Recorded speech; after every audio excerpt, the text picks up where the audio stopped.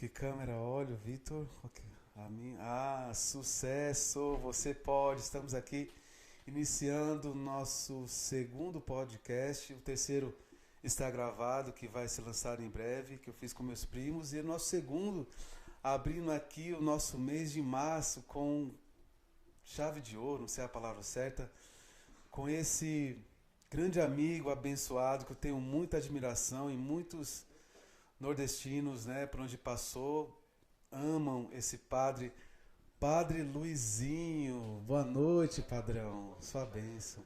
Boa noite, maestro. Boa noite a todos vocês, né, que estão nos assistindo, né?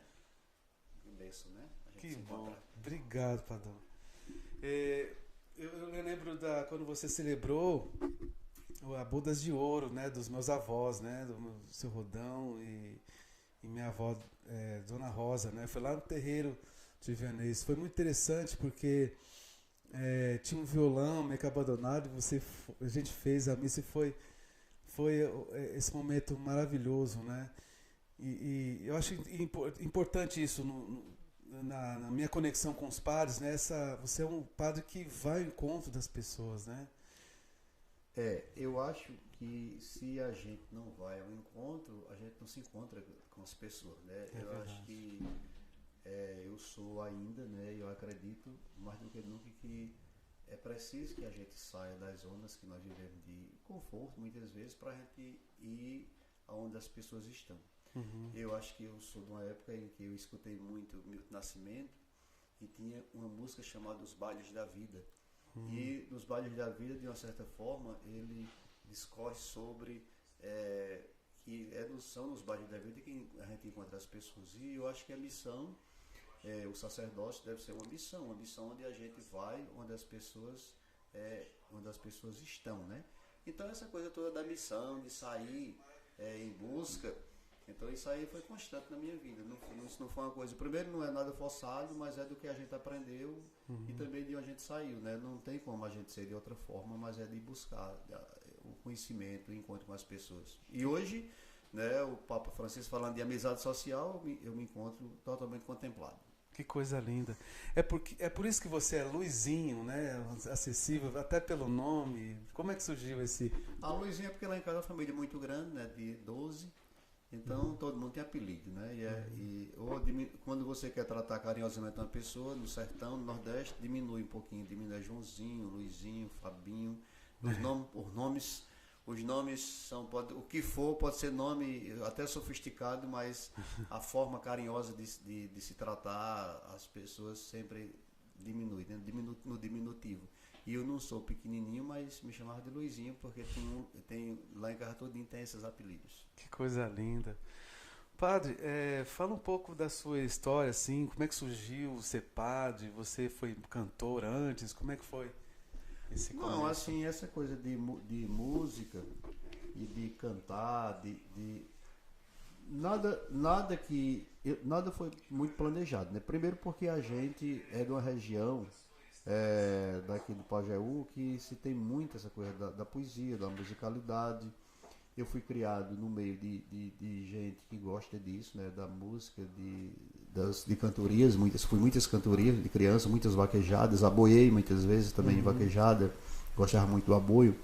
E talvez essa atuada do cantador de viola, de uma certa forma, puxa a gente para dentro desse ambiente, né? Então eu sou de uma região que tem muito cantador de viola, como São José do Egito, Tuparetama, Prata, Ouro Velho, Monteiro.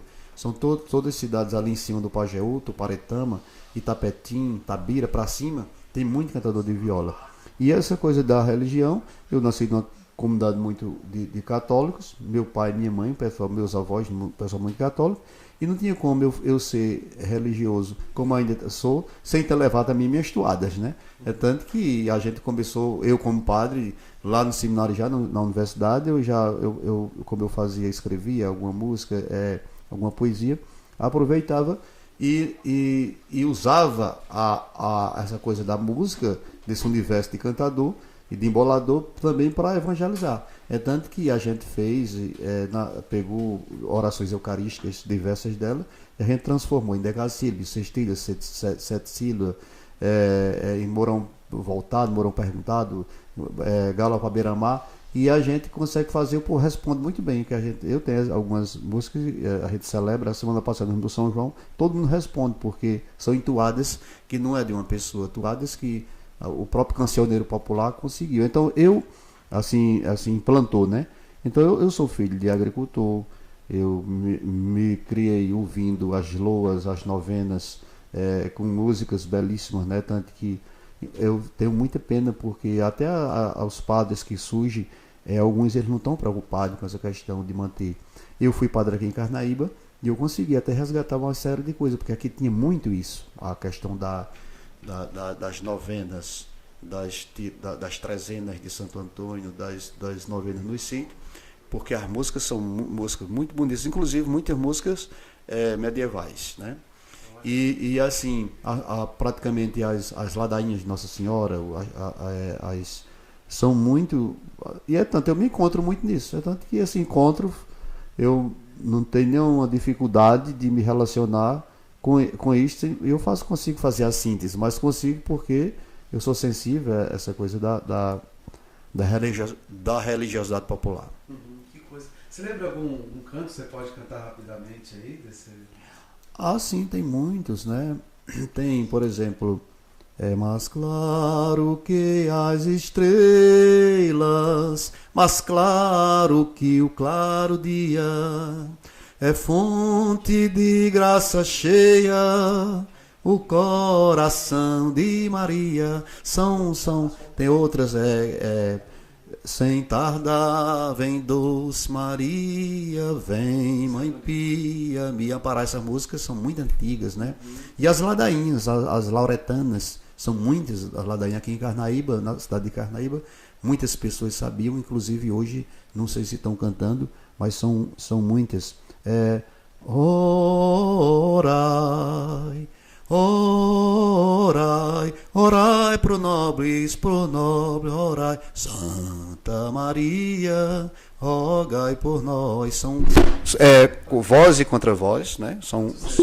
São músicas com vozes e contra vozes, que lembra muito o medieval, mas que as pessoas cantaram muito isso e hoje diminuiu muito porque foram, de certa forma, esquecendo. Mas você quiser fazer, quer dizer, as pessoas quiserem fazer, evangeliza muito bem, com isso adaptando à realidade de hoje. É verdade.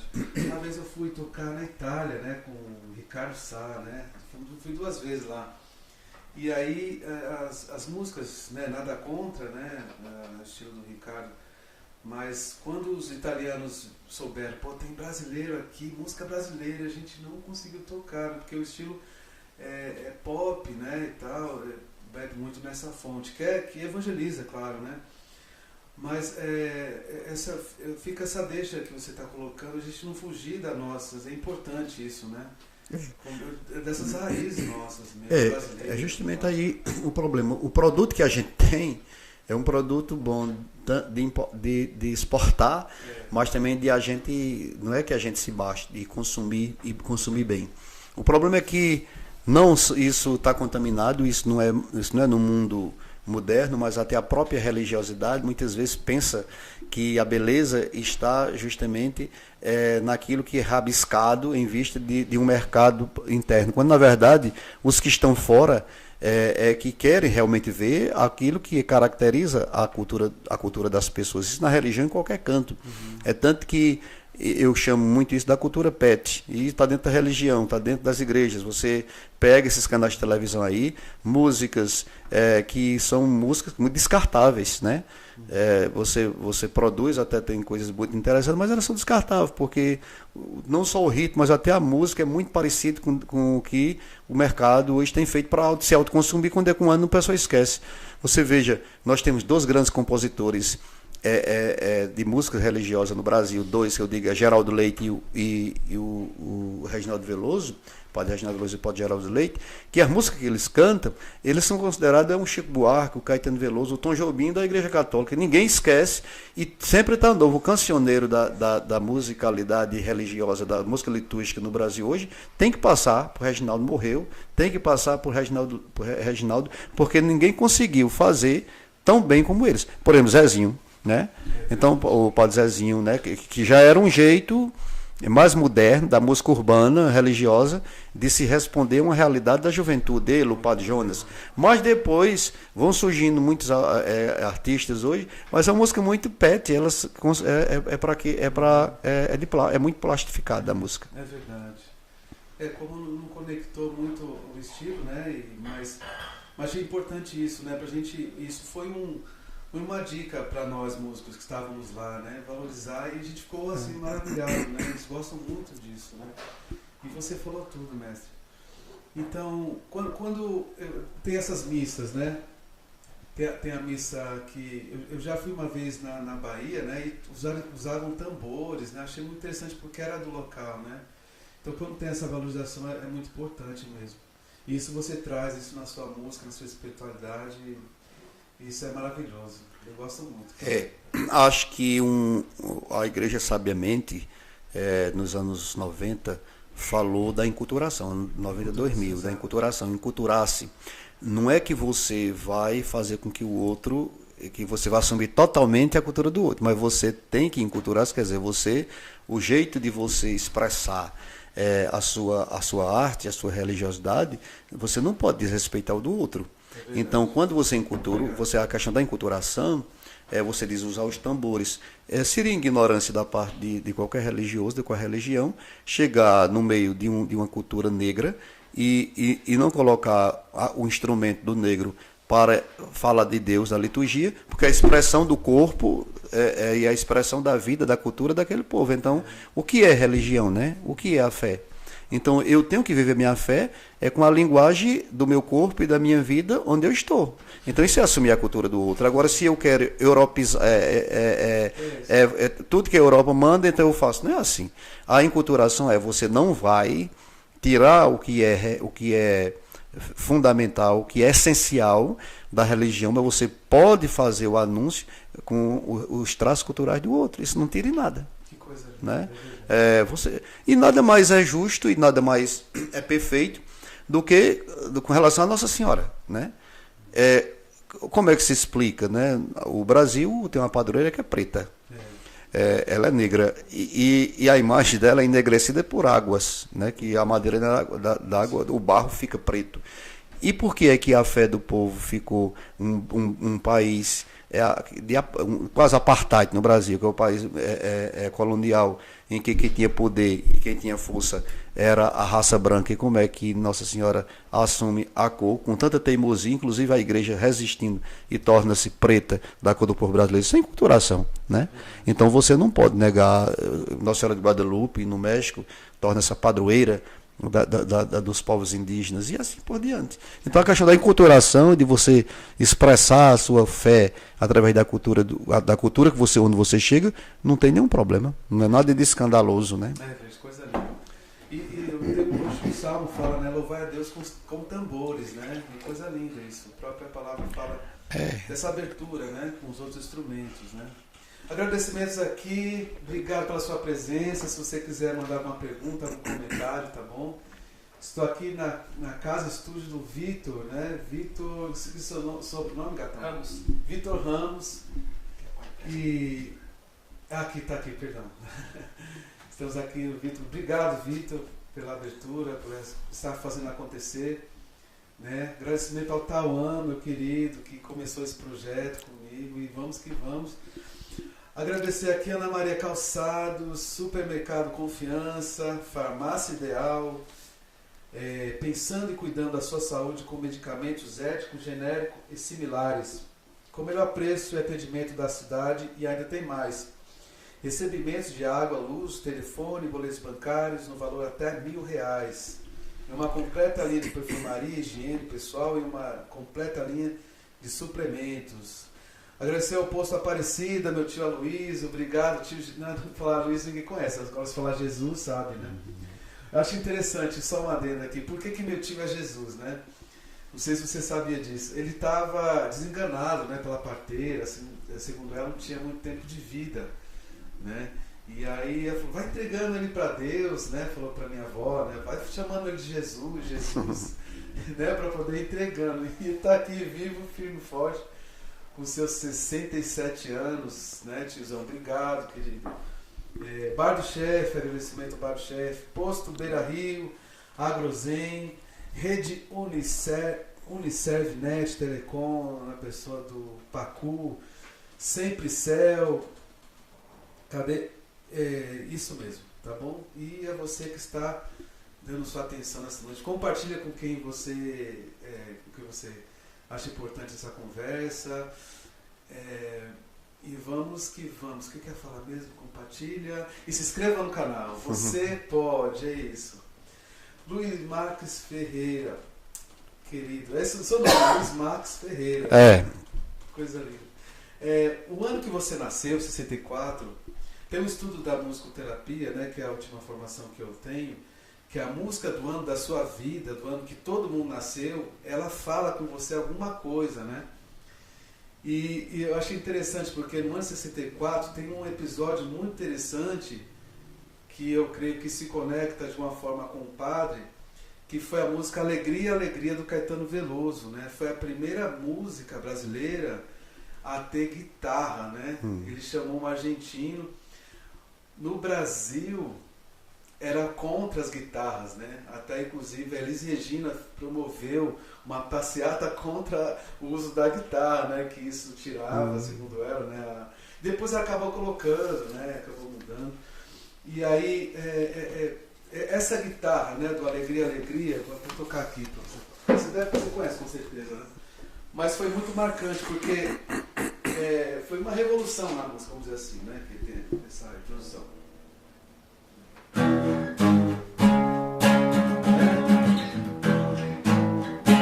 E vai. Caminhando contra o vento. E aí vai. Então, eu acho que essa guitarra, assim, na análise de musicoterapia, padre, dessa música, fala um pouco de você, né? Você é um padre que eu vejo, né, ao meu ver, que rema contra a maré de muitas formas. Você tem uma preferência, vamos dizer assim, pelos pobres, né? Segue o evangelho, né? É uma que com o evento, com o Vaticano II e com as conferências depois do Vaticano II, que para quem a gente sabe, o Vaticano II foi um grande concílio, né? Que aconteceu nos anos de 64, 65, né? Por aí. E que esse concílio que o Júlio reuniu o Papa com os bispos do mundo inteiro, João 23 começou e depois Paulo VI deu continuidade e terminou, vieram as conferências de Medellín, de Puebla, da América Latina, de Aparecida, e tudo reafirmou uma opção preferencial pelos pobres. Mas por que foi necessário dizer isso? Justamente para que nós, os teólogos, os filósofos, fossem entender que o evangelho praticamente todo, Jesus veio justamente para o pobre, em todos os sentidos. Então, o pobre material, assim, como é que você ia falar de Jesus Cristo na América Latina se acabando de fome, né? América Ameríndia, América Central, a África, como é que você opta por uma teologia em que vai se refletir sobre a alma, a salvação das pessoas, passando também pelo estômago, ou senão você vai falar de uma salvação da alma sem valorizar a parte, inclusive hoje, na primeira leitura, o profeta fala de que nós somos barro na mão do oleiro, e enquanto o barro está mole, nós somos moldados, pode mudar. Quando se queima o barro, não se muda mais. Então, nós somos barro na mão do oleiro e nós podemos nos mudar diante das realidades cruciantes, né? Eu posso mudar. Inclusive, minha visão de mundo. Não tem como você falar de Jesus Cristo sem falar dos pobres, dos miseráveis, né? Isso aí não é uma questão nem... Né, é opção. Mas nós, você não, talvez outro não. Vocês têm como cristão. Mas o sacerdote tem por obrigação de fazer essa leitura. Porque se ele não fizer essa leitura, ele está sendo, de uma certa forma, artificial, não? E medíocre. Porque a religião ou o evangelho se fala de opção. E uma opção preferencial pelos deserdados, pelos famintos. Olha os grandes milagres de Jesus. A multiplicação de alguém passava fome. Né? A viúva, o órfão, o aleijado, o possuído. todas pessoas deserdadas, então não tem. Você pode até querer, de uma certa questão ideológica, política, você querer, de uma certa forma, burlar, porque acha que isso é correto comunista ou coisa da teologia da libertação, não tem nada a ver. Não precisa nem usar o nome teologia da libertação e nenhum ismo. É porque o evangelho todo é isso. Coisa linda, cara. Eu sou muito fã de São Francisco, né? Uma época eu fiz até um caminho para entrar na Toca de Assis, não sei se você lembra, do Padre Roberto, né? E realmente essa experiência do Francisco de vivenciar, isso influenciou minha vida até hoje, né? Eu lembro quando eu assumi, deixei um pouco esses palcos, né? Tocar grandes artistas, para poder levar minha arte para as periferias, né? Então eu morei lá, né? Então isso foi inspirado no Evangelho e também no São Francisco.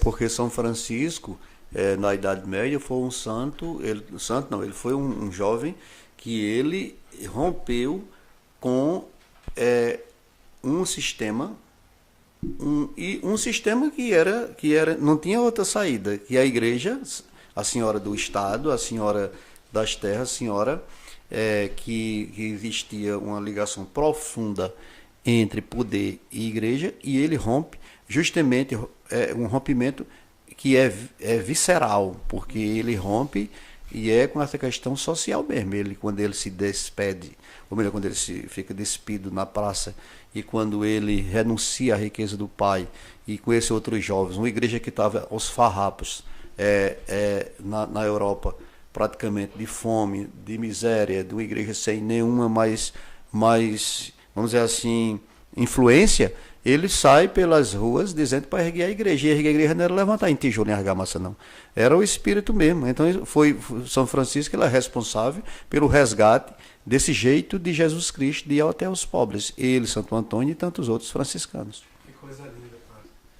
Você, uma pessoa que de repente está assistindo ou vai assistir esse nosso podcast e de repente tem uma inquietação para ser padre, saber de celibato, o que você diria? Olha, isso é uma coisa muito, muito discutida. Primeiro, porque a vida celibatária ela enfrenta cada vez mais no mundo moderno mais problema. Primeiro, porque não é normal um rapaz nem uma moça sair do meio sexualizado e se trancar e dizer que não pratica sexo, né? A questão do sexo para muita gente era como se, para a grande maioria, 98% do povo, era como se você não vivesse sem o sexo, né? E sexualidade não significa um homem com uma mulher, um homem com uma mulher com mulher, que haja a questão do libido, essa coisa toda da relação sexual. O sexo é uma das partes que constitui o ser humano. Se você uma pessoa casa e viver de sexo, ela não vai viver do sexo. Porque vai chegar um dia em que o amor vai ser expressado como: ô Maria, não esquece de levar o remédio da pressão. Sou João, leva a bengala, cuidado com a cadeira de roda, porque acontece que pode não ter mais sexo. E inventaram uma mentira muito grande com relação à eterna juventude. Chega um determinado tempo que o sexo também não funciona, isso é uma realidade. Agora você tem as drogas, tem uma série de remédios, tem uma série de coisas, bota na televisão essa menina Maria Braga com quase 80 anos, mas com o rosto de uma de 17, você olha numa tela de telefone, uma pessoa manda para você: eu não reconheço, uma mulher com 60 anos, 70 anos, está com o rosto de 20, tudo isso é mentira, isso é a forma que você encontrou de burlar a natureza da vida. Então a vida sexual, o sexo é importante, claro que, inclusive, nem o casamento se consome sem o sexo. Agora a vida celibatária, ela vai muito mais além da penetração entre homem e mulher, a vida celibatária. O celibato, ele não significa só não ter sexo. Tem gente que não pratica sexo, não é celibatário. Né? Então, se você perguntar se é fácil, não. É muito difícil você abdicar de algo que é importante. Não existe ninguém, nem assexuado. Inclusive, vai ser padre, não é? Tem que ser assexuado ou homossexual, porque tem essa coisa toda da discussão. Inclusive, com o tempo, esse problema que se gera a questão da homossexualidade, o lesbianismo, essa coisa toda. É muito discutido na igreja, porque a igreja também nunca teve coragem de enfrentar, né? Que é problema, porque um pedófilo, né? Se existe um médico que é pedófilo, um padre que é pedófilo, é da mesma natureza. Ninguém se chamou para ser para ser pedófilo, né? Então você, antes de ser, você já era, né? Você entrou, às vezes, até para escamotear, para se esconder dessa realidade que é crucial na vida das pessoas e um mal para a sociedade. Agora, a vida celibatária e os grandes santos que conseguiram viver isso são espelhos para muita gente que gastaram as suas energias, a sua vida em vista de um mundo diferente, né? Agora, claro, que se dissesse assim, mas é muito difícil. Não é só difícil, é desafiador, né? É verdade. Você viver um mundo sensualizado. Todo mundo que você vê, pega hoje, clica, tem, né? Na rua, em todos os lugares. As pessoas não acreditam, né? E além de não acreditar, do que os tantos comentários que fazem. Eu na minha vida de padre, quantos comentários não surgiam com minha vida pessoal, sexual, né? Vai fazer o quê? Né? Mas e a gente tem que ter cabeça também suficiente para discutir essas questões e não levar isso como um empecilho. É verdade. Porque uma coisa é você dizer, né? Você tem uma ideia do que seja, mas outra é você ser, né?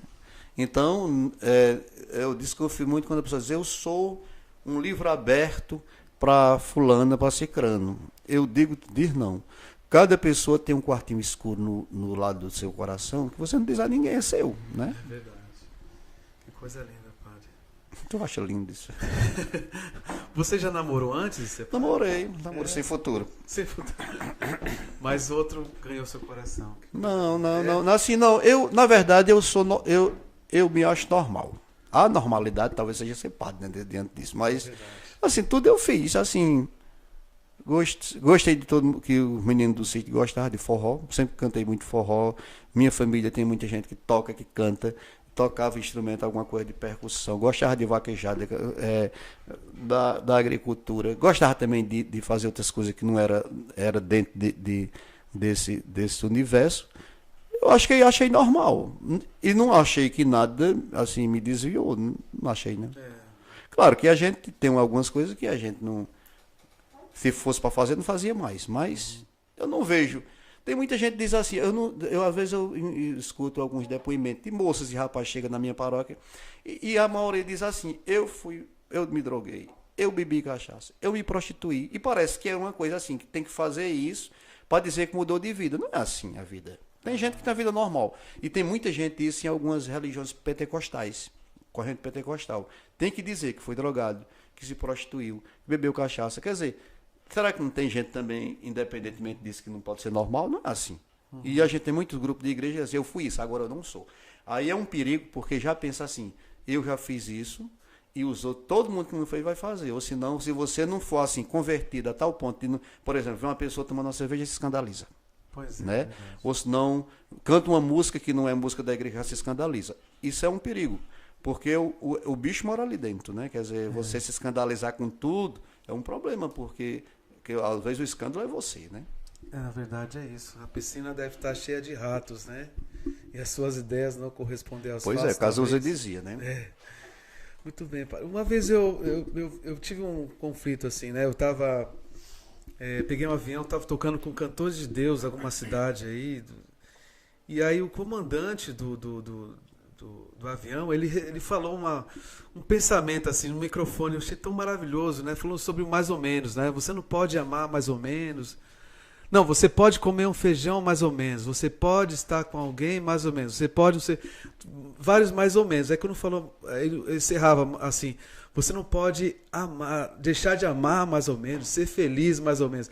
Aí, puxa, eu achei demais aquele pensamento, tá? Me tocou assim. Só que aí quando ele falou assim, Chico Xavier, eu falei, pô, e agora? Eu não posso gostar disso, eu fiquei em conflito na hora, né? Mas não tem nada a ver, mas isso faz muitos anos. Mas né? eu sei, mas muitos anos. Mas o que você disse que não podia é porque você também está envolvido dentro de um movimento de igreja, que as coisas boas que presta só é aquilo que está dentro do seu redil. Mas na verdade outras pessoas têm coisas boas, né? Tem pensamento, né? Tem outras religiões, tem pastores, pode ter espírita, pode ter alguém do candomblé que diz coisas pra gente que são maravilhosas, que são coisas de Deus.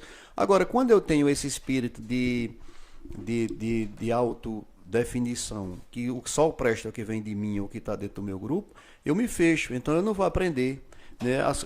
Eu não abro mão da minha fé, mas também, e por isso, por exemplo, o que fizeram nas Olimpíadas de Paris, quer dizer, lá o iluminismo nasceu lá, né? A Revolução Francesa aconteceu lá. Eles mesmos falaram a vida todinha, os europeus e sobretudo os franceses, que a gente tinha que respeitar, ou não, que a religião não valia nada. Mas, no entanto, eles usam a liberdade e o liberalismo para ferir a religião do outro. Então, aquilo não é legal. Então, a C larga, ou a Santa Ceia de Leonardo da Vinci, virou um símbolo para a cultura cristã. Então, se eles fazem isso, ele está atingindo o cristão. Se ele fizer com a Corão dos muçulmanos, eles estão atingindo lá. Quer dizer, nós temos que aturar aquilo. Não, a reação do episcopado francês foi séria. E tem que ser mesmo, porque eu tenho que respeitar a todos. Não é só... Eu tenho uma raiva histórica de uma religião que fez isso ou fez aquilo, porque a Revolução Francesa, todo mundo sabe o que eles fizeram, né? Lá venderam coisa da igreja, tomaram tudo, e que a igreja era o Satanás, porque, na verdade, quem estava no poder o Napoleão Bonaparte, toda as estruturas de poder era isso, a igreja também estava junto, né, o clero, mas só que nós não temos culpa, o clero não só estava na França, né, hoje está em todo canto. Então o respeito, isso é muito, por exemplo, esses ataques que há nos terreiros, nas religiões afro-brasileiras no Brasil, isso é escandaloso, porque da mesma forma que fazem com eles, fazem conosco lá no Egito, fazem conosco no Oriente Médio, né? Os judeus e o Islã faz isso conosco. E quem se sente bem? Ninguém vai se sentir bem, né? Isso é o respeito. Depois, assim, eu acho que Deus não fez ninguém para o mal. Deus fez as pessoas para fazer o bem. O pecado é a queda, né? A tendência nossa também muitas vezes é da queda, do pecado. Então eu acho assim que eu não troco Nossa Senhora, eu não troco Jesus Cristo, mas também eu tenho que respeitar as referências religiosas dos outros, inclusive para poder a gente estabelecer diálogo. E ninguém aprende fechado, né? Ninguém aprende. Se você se fecha dentro de uma cultura, dentro de uma religião, você não aprende e você não penetra. O Papa Francisco fala o documento de Aparecida e outros documentos falam de novos areópagos. Nós temos que ir, inclusive, ao encontro de outras culturas e de pessoas que estão vivendo em outros ambientes. Então eu não quero... como é que eu vou tornar conhecida uma coisa que eu sou apaixonado? Eu só posso realmente me apaixonar por aquilo que eu conheço. Eu acho incrível como é que uma pessoa um rapaz namora com uma moça pelo telefone, e já aconteceu isso na minha paróquia. Ela passou 8 meses namorando pelo telefone. O cara era daqui do Pajeú, mas ela não conhecia. Eu morava em São José do Egito, e quando foi com 2 semanas ela não suportou, porque ele não gostava de tomar banho. O cara, ou senão porque o jeito dele, porque pela tela. Mas quando você começa a conviver com as pessoas, então você vê que não é a realidade. Então eu tenho que conhecer para eu amar. Ninguém ama sem conhecer. Que coisa linda. E Jesus Cristo, ele só é amado se ele for conhecido. Se ele não for conhecido, também não é amado. Nossa, que coisa linda. Puxa, padre, que banho de sabedoria e conhecimento você está trazendo hoje. Muito obrigado. Mas eu acho que isso é o óbvio, eu acho. Eu também, é verdade. Tem uma letra que eu queria trazer memória aqui sobre essa questão religião. É um pedaço, um trecho do Raul Seixas, né? A música Sapato, ele fala assim: eu calço 37, meu pai me dá 36, dói, mas no dia seguinte aperto meu pé outra vez. Eu aperto meu pé outra vez e tal. Aí depois ele fala assim: pai, eu já tô indo embora. Eu quero partir sem brigar, já escolhi meu sapato, né? Então você acha que a religião é como se fosse um sapato, assim, que fica tranquilo, assim, para cada um, sei lá. Tem um frei que fala isso. Raul Seixas tem a rebeldia dele do próprio do tempo, né? Eu acho que você citou ele com um colega, o amigo dele, que produziram muito, e hoje é um grande best-seller, né, que é o Paulo Coelho, e outros. Na verdade, ele expressa nessa música uma sociedade que reprime, não a razão que você como o que eu dou, né? Com a religião, eu acho assim, que a religião, ela passa também. A religião, a fonte da religião é a tradição, né? O magistério e a revelação. Então, o magistério, ela ensina, mas a tradição fala também. Os nossos irmãos evangélicos, eles tiram isso de lado, eles dizem só é a revelação, a palavra não é também a palavra, logo porque a palavra ela foi revelada depois com a tradição, né? Como era que se passava. Sim. Então eu acho que a religião, alguém tem que ensinar sobre isso, né? É tanto que mesmo como você falou de Raul Seixas, mas Cazuza, da Legião Urbana, o Renato Russo, o próprio Caetano Veloso, o movimento tropicalista, todo esse pessoal, se você for ver direito a linha de composições e o que eles faziam, era para contestar, geralmente. Contestar o quê? Contestar um jeito de uma sociedade que tinha a sua forma. E esse pessoal não quer ficar na forma. Quer dizer, isso para uma sociedade, isso é muito importante. Você veja o que está acontecendo agora na Venezuela. Tem um cara que, inspirado em outro, ele resolveu fazer as próprias leis para se autosservir e até simula eleições para que as pessoas pensem que ele é democrático, que 7 milhões de pessoas já saíram do país dele, a economia lá embaixo, mas ele quer passar que ele é um democrata. Quer dizer, ele está forçando, só adiando uma rebeldia, que o povo vai se rebelar. Então a própria sociedade foi assim na história da humanidade. A religião, hoje, ela sofre também o cristianismo, de coisas que foram feitas no passado, em que as pessoas eram pela força, não era pela fé, né? Então a religião ela é muito importante, porque também ela ajuda a gente a se mudar, mas não pode também ser imposta. É verdade. A imposição causa dominação. Eu também acho também um lugar de julgamento, né? Não pode. Exclusão, isso é um né? problema. Essa questão, você tem esse cabelo que você botou, esse cabelo fala muito da sua personalidade. Aí diz assim, esse cara, geralmente, ele consome alguma coisa, porque ele fala logo, porque tem gente que, por exemplo, né, ou senão, eu não usaria, nunca eu vou fazer na minha vida tatuagem, eu não faço, não tenho o que fazer, mas não é porque a pessoa botar uma tatuagem vai para o inferno, né? Um cara que é da igreja católica uma vez disse que ele estava preparando o tobogã e entrar no tobogã do inferno com a tatuagem. Eu não digo isso, tudo bem, a pessoa faz. Agora, e se esse cara for um cristão verdadeiro, né? E se ele faz a vontade de Deus, quem sou eu para eu fechar o Espírito Santo na minha mão? Eu não posso, de forma nenhuma, né? Quer dizer, tem umas coisas que eu não faço. Mas também eu não posso respeitar o outro porque ele faz e eu vou estereotipar a pessoa porque ele é desse jeito. A vida não é assim. Muito né? bem. Não é assim, de jeito de forma nenhuma. Entendi. Tem uma questão perigosa na religião. Por exemplo, tive uma aluna que ela foi falar com um líder religioso lá, né? Fulano, eu estou apanhando muito do meu marido, né? E aí falou, vamos rezar, né? Vamos interceder para ver o que Deus fala. Aí, Deus me revela que você tem que aguentar firme. Então, por uma questão social, ele usou Deus, né? Aguentar firme, dar o seu testemunho, que um dia ele... E ela fica naquela agonia, né? Então, isso essa questão do poder, né? Em vez de libertar, né? Porque ela... achando que Deus... Então usa a figura de Jesus, né? Você sofreu na cruz, aí acaba misturando as coisas, né? Esse direcionamento é um direcionamento perigoso, né? Porque você instrumentaliza o Cristo, o Deus, a fé, para sustentar uma ideia que não é normal, que não é justo, né? Como é que uma pessoa apanha durante 1 ano, 2, 3, 10 anos, 15, 20 anos, e ela vai sustentar um relacionamento, um casamento, porque não pode se separar? Não é assim. Eu acho que um acompanhamento justo seria dizer primeiro a ela e conversar com eles para que ninguém foi feito para apanhar. Um relacionamento humano, afetivo, eu acho que existe o mínimo de... Se existe mínimo no amor, que ninguém bate em ninguém, né? E você agora, Deus está me dizendo isso, e cheguei à conclusão que Deus... Será que é Deus ou você está usando o nome de Deus em vão, ou senão você está colocando Deus onde não existe, ou está burlando a consciência divina, no sentido, pela fé você sustenta uma realidade que é do inferno, né? É verdade, padre, que coisa linda.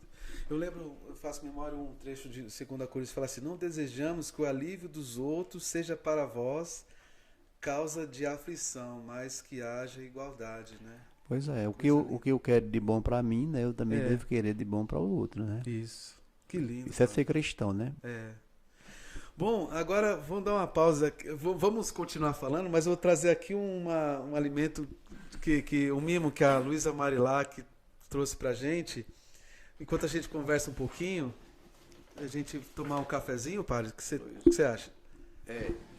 Você pode café? Eu tô tomando água, mas eu não Aqui tomo tem uma café. torradinha, Não tem um durmo, bolo, não. queijinho. Você topa o quê?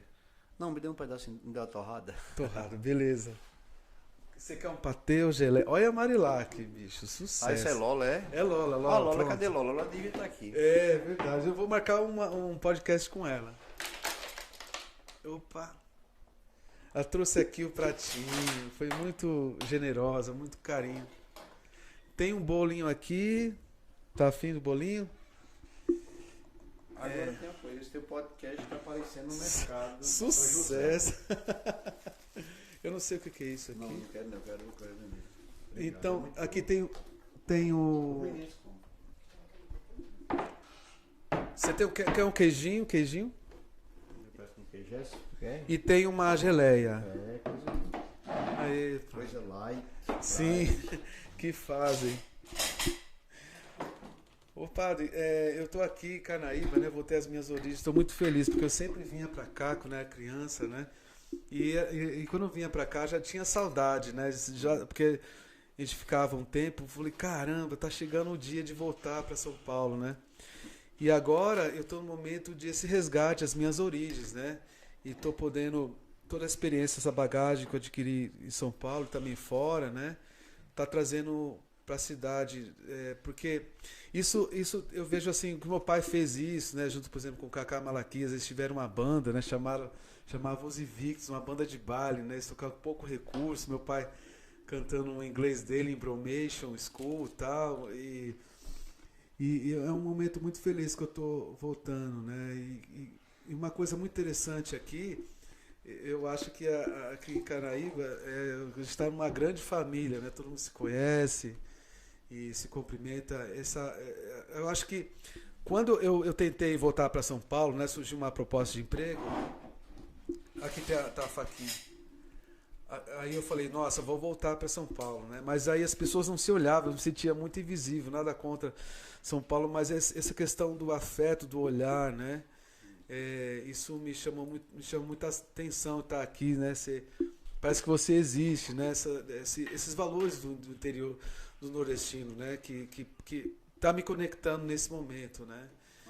Então aí agora a gente está com a musicoterapia, né? Por exemplo, trabalhando muito com o público e crianças com necessidades especiais, né? Também com a musicalização infantil. E aí eu lembro, padre, também algumas dessas vindas para cá, a gente aqui tá olhando certo, né, Vitor? Eu lembro de uma missa que você cantou toda o momento da comunhão, né? Nossa, aqui achei aquilo tão rico, né? Com rimas e tal. E você traz tudo isso, é tão maravilhoso. Agora, a questão, tem uma coisa aqui, voltando, linkando com o músico, né? Tem muitos dos pares, assim, os cantores, saem cantando e não quer nem saber do tom, né? Essa questão do tom, né? E como é que faz? Me diz assim, na sua experiência, como é que é a questão dos ensaios nas igrejas, assim, os músicos, como é que é essa dedicação, o que precisa, de repente, uma dica para melhorar, não sei, o que você... Uma formação? Eu estou com 31 anos de padre, né? Eu fui ordenado muito novo. Minha primeira paróquia foi aqui, Carnaíba. Aqui é muito rico, Carnaíba. Logo quando eu cheguei aqui, só tinha praticamente que tocava o Seu Hélio, Salvador, na igreja. Seu Hélio, saudoso Seu Hélio. Eu que chamei ele, a mãe de Lisboa tocando também um instrumento lá. Mas, assim, eu acho que tocar a música litúrgica mesmo, ela é muito discutido isso. Primeiro porque a liturgia na igreja, ela é a parte visível, vamos dizer assim, né? A igreja, a missa, a novena, a celebração, os sacramentos. E a gente tem dificuldade porque geralmente os músicos, nossos músicos, eles tocam em banda, eles fazem apresentação. E as missas, na liturgia, não é uma apresentação, é para você tocar com as pessoas, é você fazer as pessoas cantarem. Os instrumentos devem ser mais baixos do que as vozes. E tem muito, vocês, os músicos, né, geralmente os músicos, eles têm dificuldade de fazer com que as pessoas se escutem. Então, sempre há esse, comigo há sempre um certo pequeno conflito, que os instrumentos deveriam estar a serviço das vozes e não as vozes para que a serviço que aparecesse. Cada música era que o que é uma orquestra, né? É a harmonia. Você sem harmonia você não consegue de forma nenhuma. E a liturgia, muitas vezes nas nossas igrejas, a gente tem dificuldade das pessoas celebrarem. O canto na liturgia é para todo mundo cantar, porque quem canta bem, segundo Santo Agostinho, reza 2 vezes, né? Você não consegue muitas vezes escutar. Agora, eu acho que é uma parte fundamental para as pessoas rezarem bem seria a música. Na liturgia, eu acho que tem a parte que as pessoas respondem, os refrões. Eu prezo muito para que os cantores soltem os refrões. Aqui a gente tem dificuldade em Carnaíba de soltar o refrão. O pessoal não solta os microfones. Na verdade, não existia microfone. Existia as nossas igrejas que foram feitas todas para que a acústica, que as pessoas se escutassem, não tinha microfone. Então as igrejas góticas, até as romanas mesmo, então tem que ter microfone, né? Os padres mesmo entregam para o microfone. Tem igreja que cada pessoa, são 6 pessoas, são 6 microfones, tem que ter a entrada. Tem gente que não liga o microfone do padre, mas liga o microfone para cantar. Então muitas vezes o interesse é que sair o som. Quando na verdade aquele som devia ser um som de uma forma que saísse, podia até ser, mas para sustentar o canto na liturgia. Tem como a música com a igreja toda cantando, né? Os refrões. Outra coisa, e sustentar. Dificilmente você encontra uma igreja onde os microfones estão baixos, porque o pessoal quer levantar, então isso é uma dificuldade, né? Quando a gente compôs algumas orações eucarísticas com a toada de viola, é mais fácil. Por quê? Porque no caso eu vou cantando e as respostas elas também são entoadas, então inevitavelmente o povo tem que responder. E também as pessoas não podem cantar o que eu estou cantando. Não tem como, né? É verdade. Né? Que seriam as orações eucarísticas. Hoje já se tem assim uma consciência sobre os salmos que as pessoas escutam para poder cantar o refrão, as ladainhas também, mas isso é muito difícil. Mas tem as equipes de liturgia que se preza, trabalham essa questão da participação popular na liturgia da igreja. Que coisa linda. O que na minha visão, assim, porque são pessoas que não têm, às vezes, muito tempo para ensaiar, né? Às vezes é o que temos, né? Vamos dizer assim, né? O que tem para hoje, sei lá. Então, porque vai para a igreja aí não ensaia, mas devia ensaiar o canto, né? E lá o pessoal, assim, é difícil, não é uma coisa fácil, não. Mas, assim, fazer do jeito que está não é legal. Você tem que ter um mínimo. Acho que é melhor. Por exemplo, eu cheguei numa comunidade que eu digo, não é bom que tenha instrumento. Nós vamos tirar porque não acertava, não entrava no tom, não tem ritmo. Então não tem como, fica pior, né? Você vai tocar, a pessoa que canta não entra na tonalidade certa, não tem ritmo. Se a gente tem a riqueza do ritmo em outras partes, mas na música da igreja, ela não pode todo dia você mudar o ritmo das músicas da igreja, né? A Câmara foi composta. Nem todo mundo sabe mudar, né? Tem gente que consegue. E isso faz as pessoas ficarem inquietas, se incomoda, né? Fora do ritmo, as pessoas percebem, né? E realmente é uma coisa. E quem está presente na celebração, se ter ouvido bom, fica incomodado, né? Mas assim, isso é um desafio constante. É um desafio, é verdade. E na missa, o grande, acho que é mais de 50% é feito de músicas, né? Inclusive a missa realmente era toda cantada, né? É cantar a missa, né? Hoje a gente tem as orações eucarísticas, inclusive no missal, tem lá as partituras da missa cantada, né? Mas assim, é muita música. A igreja ela é muito rica nesse sentido da musicalidade, mas para fazê-la tem que fazer bem feito, né? Não é fazer do jeito que chega, você fazer, não, né? Inclusive, quando as missas compostas, missas populares, com trabalhadores, com negros, com índios, elas são todas ensaiadinhas direitinho, com o seu ritmo, com a sua forma, para que saia do jeito que a liturgia manda, né? É verdade, coisa linda.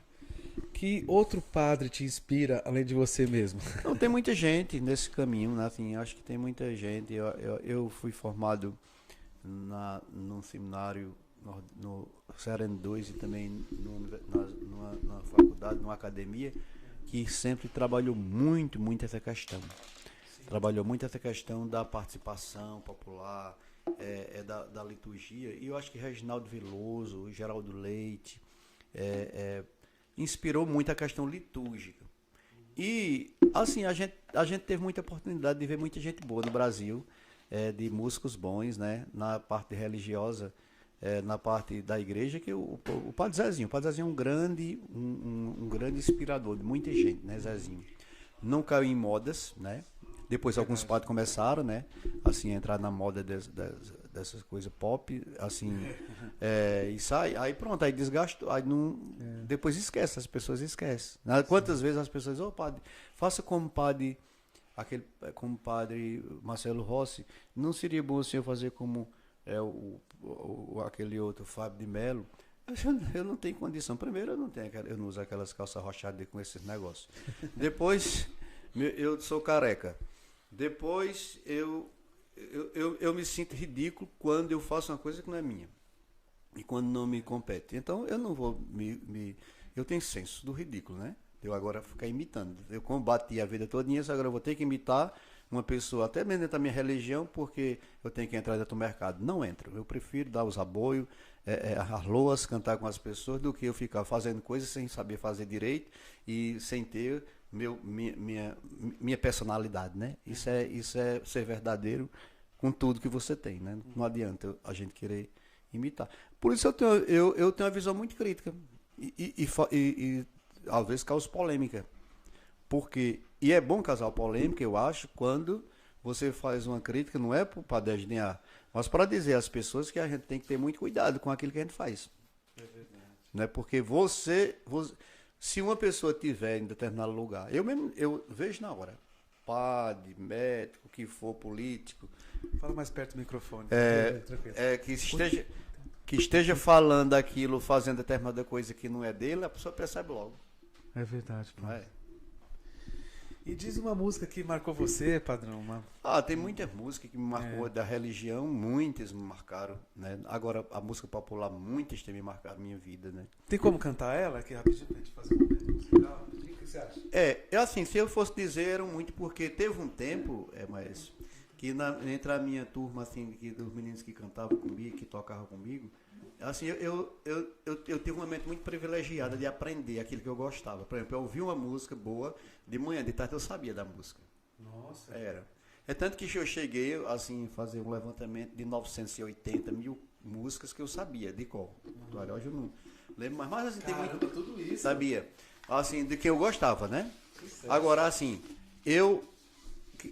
assim, da religião, claro, tem muitas coisas que na minha memória afetiva, né? Quer dizer, que eu criança, das coisas, como adolescente jovem, no meu meio também, né? Tem uma música que foi a própria do tempo, que era de padre de Reginaldo Veloso, uma música que parece música de criança, uma brincadeira, mas é muito séria, né? Fala sobre o êxodo, né? A saída do povo, a volta do povo, né? Você lembra? Acho que eu lembro. Como é que vai ser o som? Eu acho que é um baiãozinho, mas eu não sei se é Ré maior, parece. Cante. Quando o Senhor mudou a sorte do seu povo, parecia um sonho maravilhoso. Quando o Senhor mudou a sorte do seu povo, parecia um sonho maravilhoso. Lara, lara, lari, lara, lara, lari, lara, lara, lari. Lara, lara, lari, lara, lara, lari, lara, lara, lari. Encheu-se a nossa boca dia de tanta alegria, o pessoal dizia, mas que maravilha. Lara, lara, lari, lara, lara, lari, lara, lara, lari. E assim por diante. A volta do povo alegre do exílio, né? Vamos aplaudir o padre, sucesso. Agora sim, tem muitas que marcaram. Eu, assim, como adolescente, acompanhava muito Gilberto Gil, Caetano Veloso e Dominguinhos, que eu acho que um dos maiores músicos, né? Sensibilidade que o Dominguinho tinha. E ele fez uma música, fez muitas músicas bonitas. Mas tem uma música do Dominguinho que tem um Sede, que dele com o Gilberto Gil, que eu acho que ela é espetacular, né? Vamos fazer Acho que dá para fazer isso, se a voz der. Sucesso. Tá saindo o violão aí? Tá rolando? Pode cantar, meu. Deu o tom. Cante, eu vou. Traga-me um copo d'água, eu tenho sede. E essa sede pode me matar. Minha garganta pede um pouco d'água. E os meus olhos pedem teu olhar. A planta pede chuva quando quer brotar. O céu logo escurece quando vai chover. Meu coração só pede o teu amor. Se não me deres, posso até morrer. Meu coração pede o teu amor. Se não me deres, posso até morrer. Acho muito grande, né? Lindo. Vamos aplaudir mais uma vez o público aqui, o grande público. Sucesso. Tem algum perguntou alguma coisa? Quando teve uma tem perguntas? Tem uma festa histórica aqui em Carnaíba, uma das maiores festas que teve aqui nessa cidade. Eu acho, não sei se, com certeza o pai dele estava nessas festas, que Carnaíba tinha uma festa muito grande, que a gente começou, a festa de Zé Dantas, e a gente trouxe Marinês pra cá, e eu trouxe 2 vezes. Marinês veio aqui, cara. Veio 2 vezes, Marinês, a gente trouxe Marinês. A última vez que ela veio, ela já estava esquecendo algumas coisas, e ela disse que ficou decepcionada, que a música que ela mais gostava era essa música, e ela esqueceu um pouquinho. E eu acho que essa música é uma música espetacular, né? Dos anos, final dos anos 90. Uhum. É uma música que o Mastruz com Leite gravou, mas foi a música que quem primeiro gravou foi ela. Acho que é uma música muito bonita e que lembra muito essa festa do Zé Dantas, que a gente quando a gente trouxe Marinês. Porque Marinês era da casa Zé Dantas, né? Era muito da casa Zé Dantas. Uau. Fala um pouquinho, como é que surgiu a festa Zé Dantas? Dá pra falar rapidamente? O que você acha? Eu acho que em Carnaíba o mundo inteiro já sabe, né? Sabe. Surgiu em 93, quando eu vim morar aqui. Eu estava aqui, eu não era padre ainda. Eu era diácono e a gente se encontrou nessa rua. Não. A gente se encontrou na rua que chama essa rua do outro lado, que é a rua Corona não. Do avô de Adelma Raquel. Ah, tá. Na rua Saturnino Bezerra. Na esquina, que Lisboa era recém-casada, ele não tinha filho, e a gente começou a conversar com alguns professores e uns jovens da cidade, porque era um ano muito pesado, uma seca grande, e formar um grupo de educação de base para trabalhar essa questão da música, e surgiu naquela casa, em 93, de a gente resgatar a figura de Zé Dantas, e inclusive a primeira música foi Vozes da Seca. Agora, assim, a vinda de Marinês aqui foi 5 anos depois. Não sabia, bicho, ela veio. Que coisa linda. Aí, me fala, uma memória boa, ou mais de uma memória boa, antes de falar a minha, cadê a menina? É uma pergunta, tem alguma pergunta aí? Maestro, pergunta para o Luizinho, qual conselho ele daria ao jovem de hoje? Conselho ao jovem de hoje, padre. Quem está perguntando? Pergunta de Maria Isabel. Maria Isabel, obrigado, querida. O conselho que a gente tem dado aos jovens é que eles sejam mais autênticos. Eu acho que a autenticidade no sentido de que não se preocupar muito com o supérfluo, né? Hoje tem muita preocupação com os objetos, com as coisas, com a marca do celular. Eu acho que é muito importante estudar. Estudar e não se deixar levar pela onda, né? Hoje todo mundo tem que ter isso, todo mundo tem que ter aquilo. Não, eu acho que tem que se trabalhar essa questão da autenticidade, ser autêntica, não querer, querer ser verdadeiro naquilo que você faz, tudo que for com facilidade não é bom. As coisas fáceis não são boas. É verdade. Mais um. Deixa eu ver. Não, por enquanto não. Ah, Aí o tá. pessoal fazer pergunta. Pode fazer pergunta, galera, enquanto estamos aqui, tá bom? Fala uma memória boa que você tem aqui de Carnaíba. Você passou por Carnaíba, depois foi para São José do Egito, em Gazeira, né? Agora tá. Estou em Afogado em Gazeira. Eu vim Isso. para aqui em 90, final de 91. Para aqui porque eu vim estagiando em Afogados. E o Padre Luiz era vivo, mas ele estava já bem velhinho. Eu vim para cá, o Padre João pediu para eu ficar dando assistência. Eu não ia ser diácono ainda. E eu vim aqui como diácono. Então eu arrumei um quarto ali na sacristia da igreja. Fiquei aqui e aí eu conheci Carnaíba, eu passei 10 anos aqui. Assim, já como padre, minha vida foi 10 anos aqui. Que massa. Não, 10 anos, 9, porque mais 10 morando mesmo, sem ser padre, né? Assim, eu não era padre ainda. Mas assim, eu me identifiquei muito com Carnaíba, porque eu conheci, posso dizer que eu conheci profundamente, assim, fui no coração de Carnaíba, no sentido de ter um conhecimento do que realmente Carnaíba era, né? E do que Carnaíba é. Sim. Porque, apesar de todas as cidades ter suas futricas políticas, religiosas, esse negócio todo, Carnaíba é uma cidade que guardou muita coisa boa daquilo que se ensinou.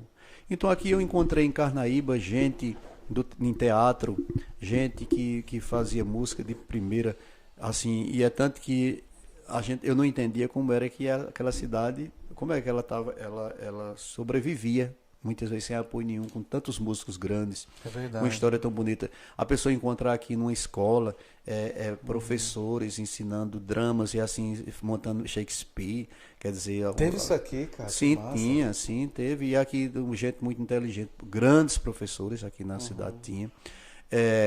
Depois, assim, a gente começou a ver, e isso aí talvez seja aqui eu me identifiquei, porque aqui tiveram pessoas e tem pessoas que quiseram fazer. A festa de Zé Danta não era oficial. A festa de Danta foi um grupo que fez comigo durante 6 anos. A festa não era produzida por prefeituras, a gente pedia apoios. Mas quem coordenava a festa, ela fazia a festa, quem ornamentava, quem montava, tudo era a gente, né? Nossa. Então talvez seja essa que juntava-se todos, professores e estudantes, para fazer uma festa. E essa festa, ela virou o que ela virou hoje também porque existia uma certa cobrança. O que foi essa festa que a gente pode dizer de pau e corda no passado, e ela virou. Por exemplo, depois entra a questão das oficinas, que era uma coisa que a gente sonhava muito. Já tinha, tá, oficinas? Não, Depois. as oficinas foi quando foi oficializado, porque a gente não tinha condições de trazer grandes músicos como trouxeram para cá. Mas a gente trouxe muita gente boa, Maciel Mello a gente trouxe o próprio Marinês, grandes sanfoneiros a gente trouxe para cá. Juntar os artistas da terra, como a gente chegou a juntar 32, 40 sanfoneiros na época, com Genaíus buscando Manuel Salgueiro, Bino e tantos outros grandes sanfoneiros, e assim, de pessoas assim que formularam, né, a festa, o coração da festa, não era, porque eu também, como eu estava recém-chegado também de seminário, de fazer filosofia, teologia, a gente produzia muito material bom, inclusive tinha um livrinho chamado Como Fazer uma Festa que Liberta. Então a gente tentou implantar isso, como você fazer uma festa que liberta, que não fica só ressaca. Então não era só fazer a festa pela festa, mas você trazer a cultura para a praça e as pessoas sentirem dono da praça, da rua, e isso era isso que a gente fazia, conseguia fazer. Que coisa uma festa gigantesca, porque sempre foi uma festa muito grande. Uhum. Trazer o povo do sítio, os tocadores, uma missa com tudo que a missa tinha, você montar era como um espetáculo, você montar um espetáculo dentro de uma cidade que não tinha as condições que a cidade tinha hoje, né? Você pegar estudantes, trabalhadores e colocar dentro do coração de uma festa do artesão, as costureiras da cidade, os músicos, os frandileiros, você conseguir trazê-los sem que saísse da linha que era da educação, de educar as pessoas. E depois comprometia culturalmente e politicamente, porque tinha uma carta aberta no final das festas dizendo das temáticas e trabalhar em escola isso, né? Puxa, que coisa linda. Padre, eu gostaria de oferecer uma poesia aqui do Luquete, um amigo lá de João Pessoa, né? Um abraço pro Luquete. E você que está aí, se inscreva no canal, tá bom? Márcio Lopes Oficial. E assista... Olha o Vitor, já meteu o lanche do ratão. É do ratão mesmo? Não. Ah, tem um rato aí dentro? Não tem não, né? Pergunta, vamos lá. Da Luísa. Luísa, da Marilac. Perguntou. Tão bonita você comendo. Olha, um pouquinho Qual dela. o seu melhor momento em Carnaíba? Como? Qual o seu melhor momento em Carnaíba? Eita, Marilac foi profundo, né?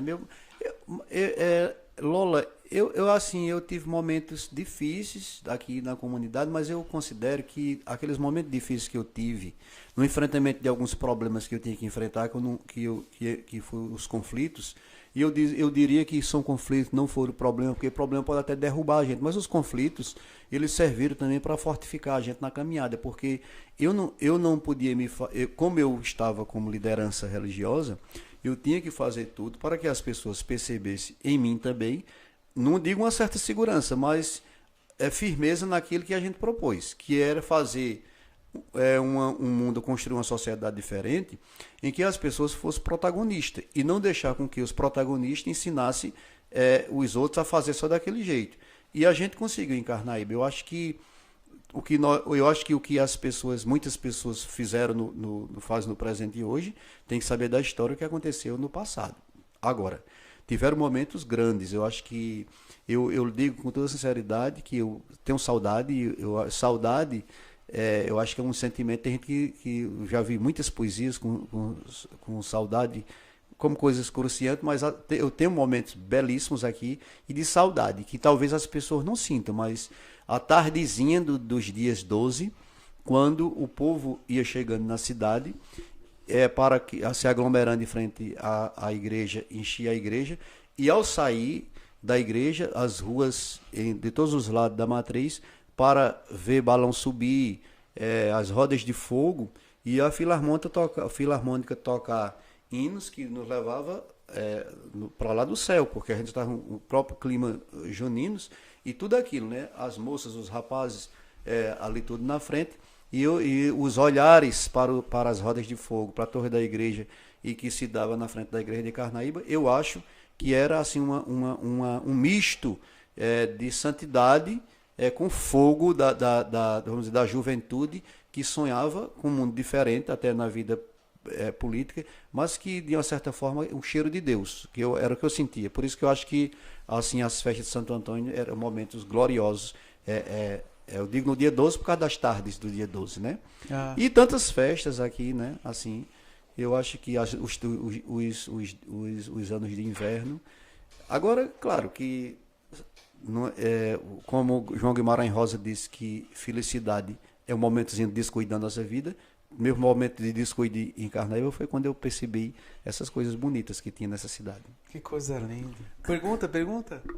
Vitor, lê os comentários, fala os comentários aqui no microfone. Fala aqui, falar? Não, pode ser. Fala rapidamente. Você não quer ver no seu celular?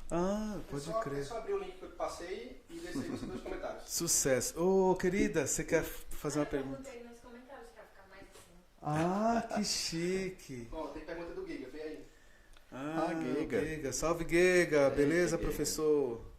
Deixa eu ver. Giga disse que era um JantaCast, que você pode sair gordinho. JantaCast, é isso que ele tá falando? Ele falou que era JantaCast. JantaCast. Onde é que esse Giga tá, safado? Aí. Padre, eu vou oferecer uma poesia pra você. Se você tiver uma poesia depois pra falar, que você também é poeta, compositor. Nós fizemos uma música juntos, né? Que tá no meu segundo CD. Que a ideia foi o seguinte, ele faz uma poesia falando a saída de Jesus para a missão, né? Que ele sai aos 30 anos, não é isso? Jesus saiu aos 30 anos em missão. Eu falei, faz uma poesia nos moldes nordestinos e tal. Aí ele fez, né? O que ele falou para Maria antes de sair para a missão, né? E foi maravilhoso, né? Toda mãe, quando seu filho parte para a sua missão, fica no peito vazio, saudade no coração. Até a Virgem Maria vê teu pranto no dia, cruel da separação. Aí ele falou pra ela: mãe, é chegada a hora da partida e da missão, por obediência eu vou, é a minha obrigação, foi o pai que me ordenou, Miugi me consagrou, vou de todo o coração. Muito bem. Isso aí, Lembrou direito, tá esquecido. É coisa linda. Aqui o Luquete fala assim: tu sois um ventilador ligado a um 3. Tu sois o primeiro pão francês, travesseiro encostado numa quina de parede azulejada. Tu sois alívio de uma mijada. Um caminhão de álcool gel capotado na minha calçada. Tu sois creme crack, queijo coalho, goiabada, mortadela. Um pão enfregado na graxa da cabidela. Alegria de abrir uma geladeira e ver uma bacia de siriguela. Tu sois a boca preferida do fogão. Chuva no sertão, a surpresa do pavão, canto de passarinho. Namorar no escurinho, no cangote, um chavequinho. Tu sois milho, pamonha, canjica, um banho de bica. Tu sois mosquito que não pica. Tu sois tudo que é massa, paz e amor, interior, igreja, prefeitura, praça. Coisa dada de graça, certeza, uma vitória sertaneja, cerveja na companhia de um ente querido, a zoada de uma rede, enque. Tu sois cheiro de gasolina, cheiro de curral, uma inclina legal, uma sensação depois de um banho gelado, cura de uma ressaca com doce depois de um salgado, água gelada depois do doce tomado num copo de alumínio. Tu sois derrubar todos os pinos, strike, curtida, tu sois like, mais um dia acordado e compartilhado. Tu sois Roberto Carlos, feriado na quinta para pensar sexta, um finalzinho de uma frieira pra enfado. Se tu fosse vendido no mercado, eu estaria na minha prateleira. Muito bem. De quem é? Luquete, ele tá na novela. Eu tô com ele, toquei com ele na festa de Garanhuns, né? Tem uma poesia que você lembra, padrão? Vitor, depois você fala nos comentários, fala alguma poesia que você... Na verdade, eu sei muitas poesias, aí? mas tem umas... Assim, na poesia popular, a gente, aqui mesmo no nosso Nordeste do Brasil, os poetas, as várias modalidades da cantoria, nós temos diversas, né, que é uma riqueza muito grande. É o Mourão voltado, o Mourão perguntado, o Galope à beira-mar, a sextilha, a sete sílabas, mote em 10, e assim por diante. Mas a grandeza também da poesia, muitas vezes, é você conseguir expressar um pensamento, expressar uma realidade em coisas pequenas, numa cestilha, numa quadra, né? E tem um poeta, dois poetas populares que eles conseguiram expressar uma realidade numa quadra. A quadra é muito difícil, porque toda criancinha faz uma quadra. Assim, fazer uma quadra, mas uma quadra para você expressar um pensamento em 4 versos é muito difícil, né? E um poeta disse o seguinte, ele olhando a uma pessoa doente, ele disse: não há tristeza no mundo que se compare à tristeza, os olhos de um moribundo fitando uma vela acesa. Né? Isso é muito profundo, né? Certa vez um poeta disse sobre a questão da virgindade, né? É uma coisa meio complicada para falar hoje, tá? De virgindade de Maria, ninguém acredita, né? Como é que pode uma mulher ter um filho e continuar virgem, né? E parece que o padre pregava lá e um irmão evangélico na meio da feira dizendo ao contrário, que não existia jeito nenhum. E o Matuto lá, um poeta, esse poeta, ele é pernambucano, ele é filho de São José do Egito, e ele disse, calou as pessoas, quando ele disse assim, porque ele falando, o protestante dizendo que era impossível, realmente uma pessoa ter um filho e ficar virgem, a mulher, né? Aí ele disse, como só pela vidraça entra e sai sem tocar nela, assim é a virgem pura, deu a luz e é donzela. Então, ele usa os elementos da natureza. Assim, eu gosto dessas coisas porque expressa, né? Tem um poeta que é tio da minha mãe, tio porque ele é primo legítimo do meu avô, e pediram a ele, para ele fazer algo que falasse do nada. Assim, e ele falou sobre o nada, né? Só que ele fez o nada no verso em 10 linhas, e ele botou nada em tudo. E ele disse mais ou menos assim: se nada fiz na jornada, nada ganhei nem perdi, Nada ignore do nada, pois eu do nada nasci. Já que o nada é meu abrigo, seja nada meu jazigo e nada disso me importa. Eu de nada tenho estudo, mas sei que o nada faz tudo e tudo termina em nada. Muito grande, né? É profundo. Ele é analfabeto, ele é glosador. Como é que se explica isso? E disso de repente, porque ele glosava, né? Zé Bernardino, irmão de Amaro Bernardino também, família da gente. Primo de Tamina de Mãe de Altemarinho. Mas assim, por isso eu gosto muito da poesia e também dessas profundidades que o cara, o Cego Aderaldo, cego também, criou 49 filhos, era cego, mas ele ficou cego, criou 49 filhos no Ceará, ele tocava na rabeca. Ele era, olha, alô Lola, um colega seu, Sucesso. O Cego Aderaldo, e ele disse, quem já foi cego da vista e da vida não se cansou, não sabe o que é ser cego quem teve a vista cegou. É grande, né? Quer dizer, que são realidades, eu acho muito interessante, em pequenos versos, pequenas poesias, você expressar, né? É verdade. Nossa, que riqueza. Aqui então, tá o Guega, Maria José da Silva, Aldo Alves, que bom esbarrar nesses dois, prosa muito boa. Obrigado, Aldo. Maria Isabel, conversa boa. Hamilton Aleixo, Paluizinho, o revolucionário. Diácono Gilmar Freire, boa noite, irmão. Meu amigo, Hamilton Carteiro. Um abraço, Hamilton. Gente fina da Praça Nossa Senhora de Lourdes. Nossa, não existe, Hamilton. Hamilton, Guega Mago, Guega Gordo é do Banco do Banco do Nordeste. Sim. E esse Guega Mago que faz violão, junto com Hélio de Siriaco, Marcos, que é meu afilhado, que é baterista, Marco que pinta. Sim, Damião Dinamérico, Neto, Luiz Carreiro. Isso é um grupo de meninos, na minha época, adolescentes ficando jovens, que fizeram muita coisa interessante. A restauração desse altar da Igreja de Carne deve a eles. E a gente, 15 dias, eles lixando isso, tirando 5, 6 tintas. Eles fizeram muita coisa bonita. Eles são uns caras muito inteligentes, gente capacitada, esses meninos. Carnaíba tem muita coisa boa. Assim, eles... Por momentos que Lola perguntou, que eu acho que foi um momento interessante de formar esse pessoal. Tempo do João Gomes dos Reis, que tinha Betanete, essa filha de João de Eduardo, Janaína, a Dodô, Alexandro de André Pereira. Isso tem uma turma de gente muito inteligente nesse João Gomes dos Reis, e eles fizeram muita coisa boa junto com Lisboa, os grupos teatro, no João Gomes, professores. Eu conhecia a Salomé Veloso, que ela estava já mais como professora, mas ela contribuiu muito para a educação também aqui em Carnaíba. Dionila Azevedo, que era teatróloga, ela produzia textos belíssimos. Nossa. Encenar Shakespeare, era uma professora vinda de Triunfo que ensinava o pessoal a fazer teatro. Podia voltar ao teatro aqui em Carnaíba.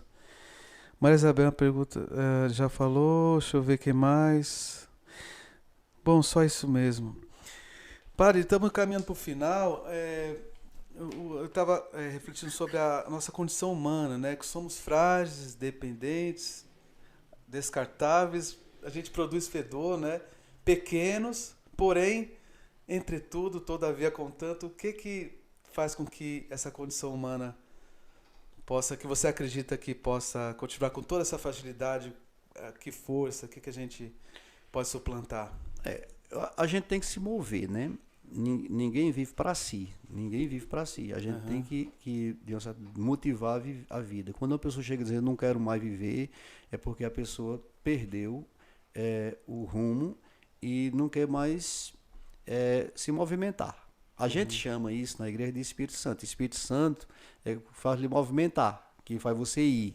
O simples fato, eu digo, de você um dia tomar um banho e ir para a igreja, isso é o Espírito Santo. O simples fato de você, eu não posso de forma nenhuma fazer isso, mas por causa disso eu vou. A gente vê, dá um redemoinho grande, os pés de pau balança, né? Aí o que é que está acontecendo? Um redemoinho, uma tempestade. Cadê? Onde você não vê o vento? Você vê a força do vento, né? Quer dizer, que vê o pau balançar. Então eu acho que a gente tem que, apesar das tantos desafios que a gente tem, das mortes, das brigas, das confusões, dos conflitos pessoais, da vida conjugal mal resolvida, da falta de encontro, os desencontros, você tem que procurar sempre investindo. Investindo, eu digo assim, num capital que a traça não corrói, né? Que a formiga não traça, que a traça não come. Você tem que, nesse capital, que eu considero um capital de graça, você fazer e ser motivado a ser muito verdadeiro naquilo que você faz, sem que todos os dias você queira satisfação.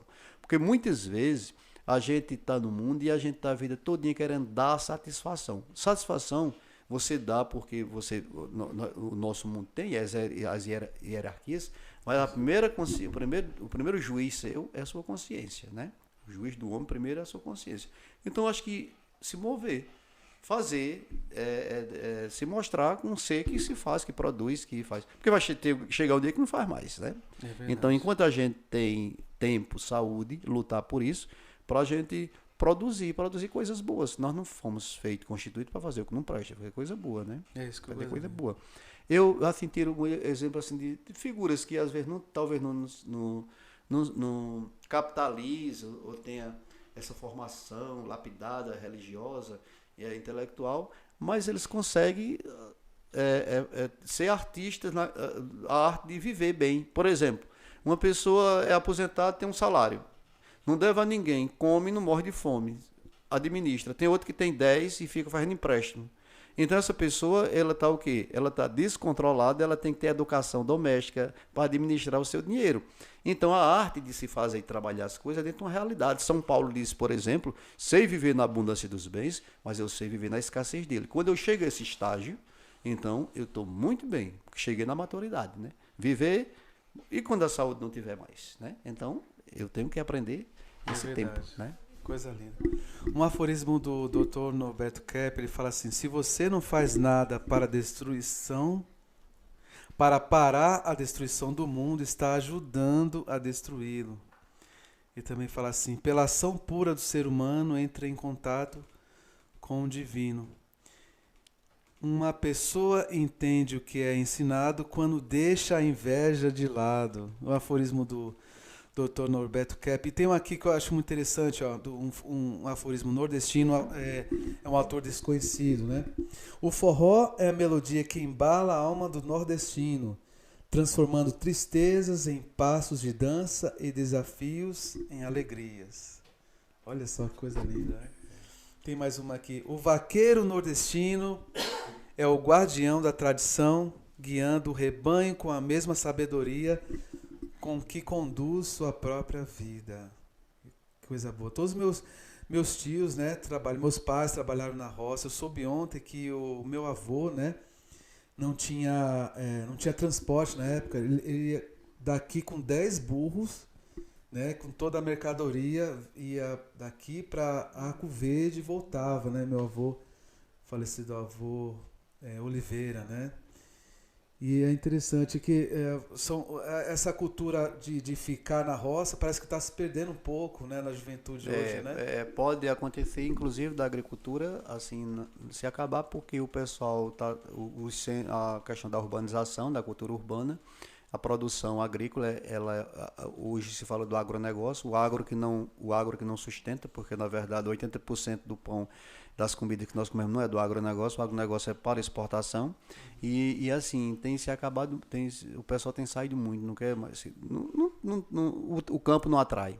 As políticas que se tem de Estado, ela não sustenta, porque é muito difícil essa questão mesmo, e é cultural, né? Você está falando essas frases, que são frases fortes, o que nós podemos fazer, por exemplo, nós que somos do Pajeú, é não fazer com que o rio Pajeú seja simplesmente um rio que é um bem natural, um espetáculo de vida, o rio, que ele fica só nas músicas, e não valoriza. Eu trabalho há muito tempo, há 15, 20 anos, com essa coisa do meio ambiente, da destruição do bioma caatinga, e eu acho que ninguém pode ficar calado diante. Você faz esses grandes loteamentos, você tira a saibra dos rios, você bota cerco no rio, você tira a mata de caatinga, e deixa lá se desertificando. Então, todo nordestino, todo pajeuzeiro devia contribuir também para isso, para combater isso na vida também, né? Na arborização, na valorização. Que massa, padre. Daiane Patrícia, a cidade de Carnaíba só agradece pela contribuição à história que o Padre Luizinho fez por nossa cidade. Já ouvi muitas histórias contadas pelo saudoso meu avô Antônio Flor, João Gomes dos Reis. E Hamilton, Hamilton, ganhei a noite. O Hamilton é o melhor sinônimo, pode falar do Hamilton, né? Que ele é o Hamilton carteiro, né? Porque ele traz as cartas do céu, assim, pelo jeito dele, pela simplicidade, pela alegria, pela firmeza. O Hamilton é tão organizado, assim, me inspira muito. Ganhei a noite, sou muito grato ao Padre, sou seu admirador até hoje, Hamilton Carteiro. Obrigado. Agora vou te convidar, padrão, para ter uma rapidinha com Mamá. Podemos fazer uma rapidinha para encerrar a noite? Só que rapidinha só uma palavra e você completa, tá bom? Agradecer aqui rapidamente, antes da rapidinhas com Mamá, ao Vitor. Obrigado, Vitor. Sucesso. Ana Maria Calçados, Supermercado Confiança, Farmácia Ideal, Posto Aparecida, Barra do Chefe, Bahia Queiroz, Posto Beira Rio, Agrozen, Rede Unicef, Net Telecom e Sempre Cell Celular. É Sempre Cell o nome mesmo que fica aqui perto, né? Que fica aqui é Sempre Cell mesmo. Indo aqui direto, do lado na mesma calçada do Unicef, que ele vende celulares e tal. Eu tô com esse nome, esse mesmo. Sucesso. E para Luizinho, você quer falar alguma coisa antes do final, de fazer esse encerramento aqui? Não, agradecer, Tá de né? boa? A grata surpresa de me encontrar com ele, que eu vi o pequenininho, porque ele parece muito com a mãe dele, né? E a família, que eu fui muito ligado, o pessoal do Antônio Ramos, que é tio avô dele, também seu Bié, lá da Quixaba, que inclusive o pessoal estranho, porque Bié é meu afilhado, é o mais velho que Antônio Ramos, que é tio avô dele. Conhecemos o menino de Dé Pereira, também sou amigo da tia dele lá em Afogado em Gazeira, e também da avó. E você é? Eu sou Isabel, eu trabalho com ele. Sim, você é daqui? Aí, família. E não sei não se você vai conhecer, eu sou neta de Margarete Lourenço, da finada Isabel Lourenço. Ah, Maria, Isabel Lourenço, quem não conhecia, da Rua 4, né? Da Rua, Da Rua 4. Né? Minha Você é bisavó. filha de Isabel? Eu sou sobrinha de Isabel, Sim. Diana Isabel. Diana Isabel. Irmã de Paula. Mas você já pensou? Eu sou do caso Conheço, eu minhas conheço. tias avós, né? Conheço Minha mãe tudo. é Kelma. Eu conheço tudinho aquele pessoal. Que nome forte, calma. Isabel era muita igreja do Apostolado da Oração. Ei, meu Sucesso. nome é Isabel. Ela morava perto da Cateca Cirino. Olha, sucesso. É isso mesmo, Teca Cirina é minha madrinha. Pois é, eu conheço Mora tudinho. aqui, né? Na Rua de Antônio de Luz, eu sei o nome do povo tudinho. Aê.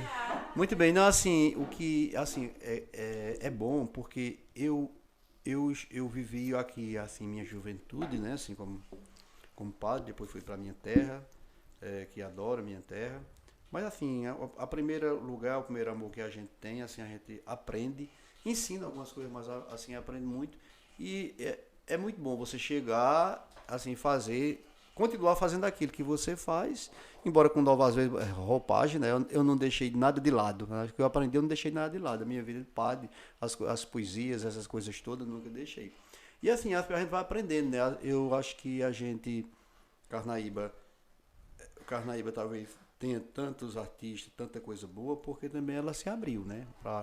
A gente trazia artistas para aqui, como a hoje vem, mas quando eu trouxe Dominguinhos aqui, a gente não queria que Dominguinhos ficasse, vinha só tocar, ele andasse na feira, que comesse essas coisas, Marinês às vezes, porque a gente só sabe a grandeza de Marinês quando a gente sabe saber o que era que falava esse Marinês, né? Marinês foi esposa de Abdias, um dos maiores tocadores de pé de bode, né? E Marinês sofreu muito, assim, que ela foi do machismo nordeste ela apanhava. Ela tem 2 filhos, Marcos Farias, que é arranjador, um grande sanfoneiro, produz muito CD, essas coisas todas. E ela trouxe um menino que ela criava.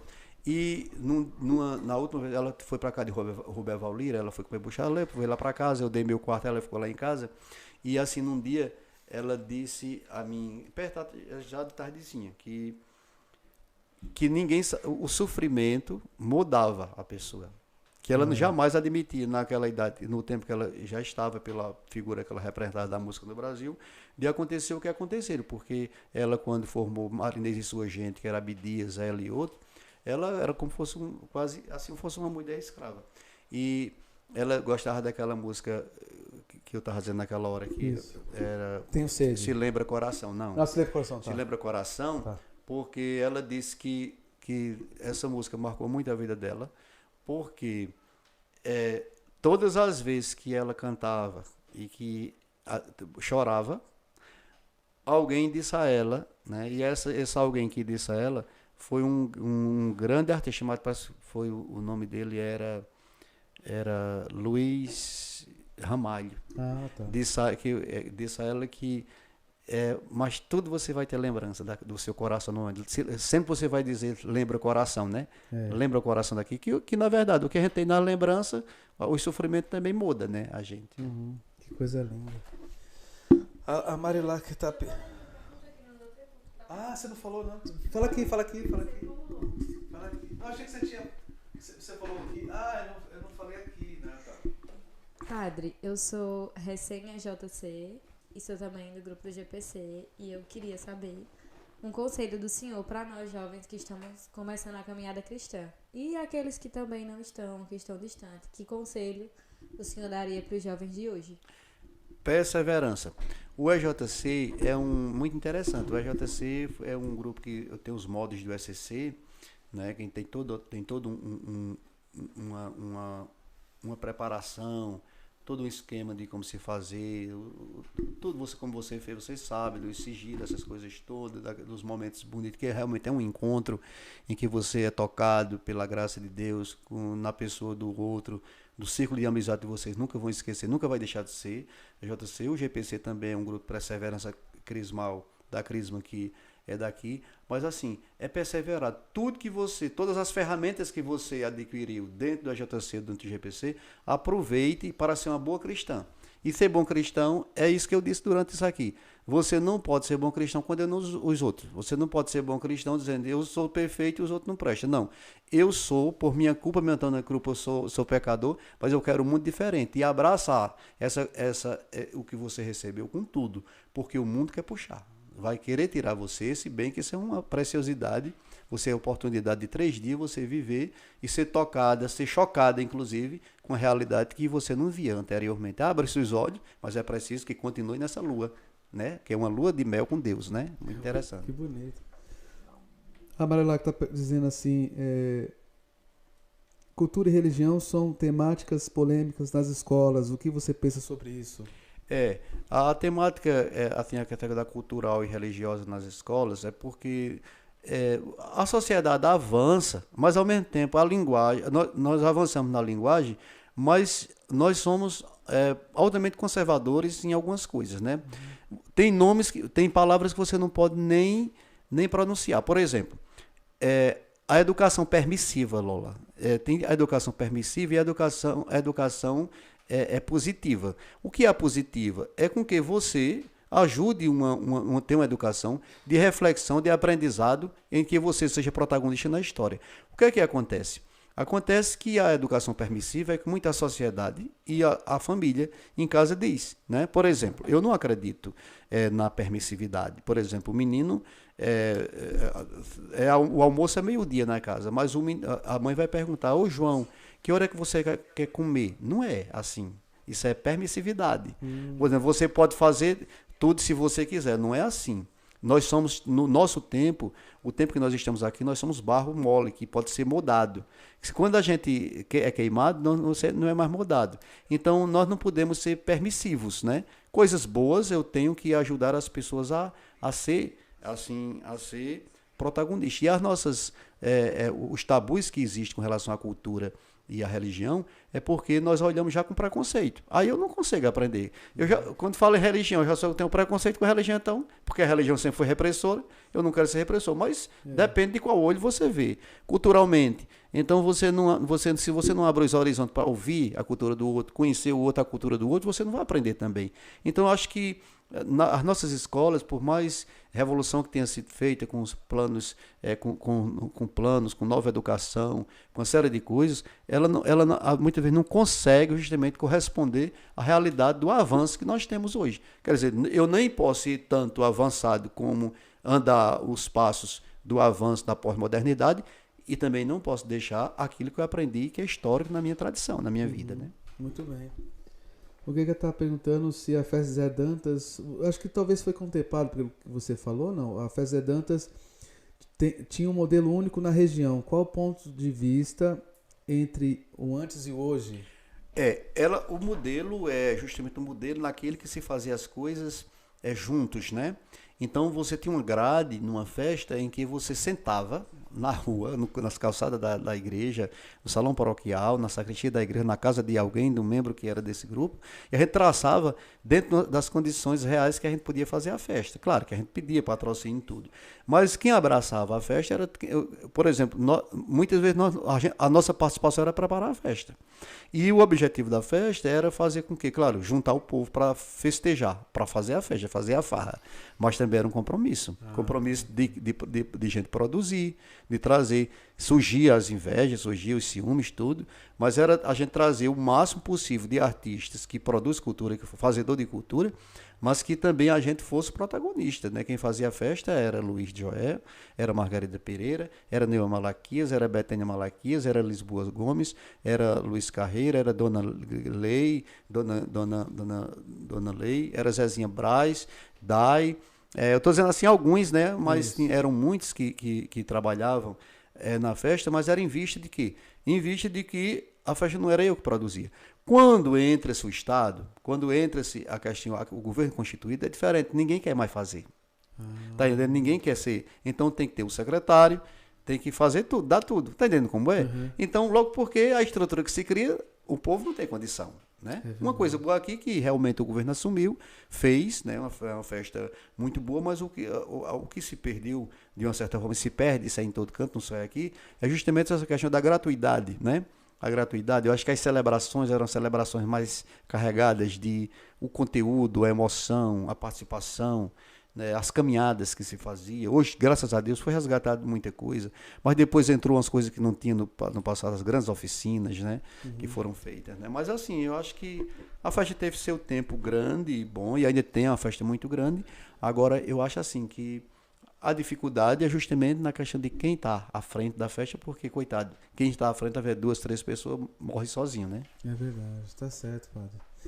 Muito obrigado, padre, por ter vindo aqui dispor da sua presença muito cara, muito luminosa, iluminou nossa noite. Obrigado, padre. Eu agradeço, né, o seu convite seu, estou a seu dispor. Quero agradecer também a Jefferson, que é um rapaz, que é um jovem da comunidade onde eu moro, né? É um rapaz normal, né? Não é anormal. A gente disse que ele vai ser padre, eu acho que ele tem vocação, mas ele é bom de bola, continua jogando bola também, que se for padre pode jogar bola. Sucesso. E ajuda a gente, é o corredor dos coroinhas lá na nossa comunidade. E agradeço também a Vitor, né?